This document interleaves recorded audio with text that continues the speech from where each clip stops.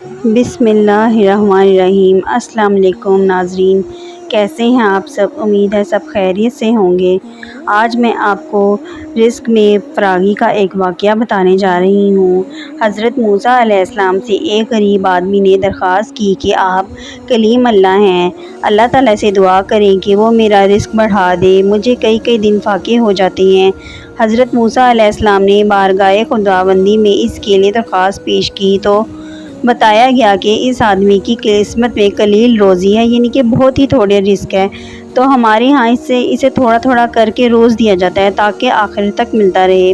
اس شخص نے جب یہ بات معلوم ہوئی تو اس نے درخواست کی کہ آپ اللہ تعالیٰ سے سفارش کر کے میری قسمت کا سارا رزق مجھے ایک ہی بار دلوا دیں۔ اللہ تعالیٰ نے حضرت موسیٰ علیہ السلام کی دعا قبول کی اور اس غریب شخص کو تمام زندگی کا رزق ایک ہی بار مل گیا۔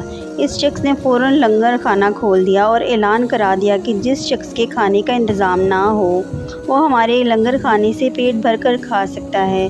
حضرت موسیٰ علیہ السلام کو اس کی اس حرکت پر بہت تعجب ہوا، لیکن انہوں نے اسے سمجھانے کی کوشش بھی کی، لیکن جب وہ نہ مانا تو مایوس ہو کر چلے گئے۔ ایک ہفتے بعد ادھر سے ان کا گزر ہوا تو دیکھا کہ لنگر خانہ ابھی تک جاری ہے۔ دوسری مرتبہ وہ 1 ماہ بعد اور پھر تیسری مرتبہ 6 ماہ بعد ادھر سے گزرے تو آپ کو حسب معمول اسی طرح لوگوں میں لنگر کھانے سے کھانا کھاتے ہوئے لوگ دکھائی دیے۔ ان کا خیال تھا کہ ایک غریب آدمی کی دریا دلی کی بدولت سارا رزق چند روز میں ختم ہو جائے گا، لیکن لنگر خانہ ابھی تک مسلسل جاری تھا۔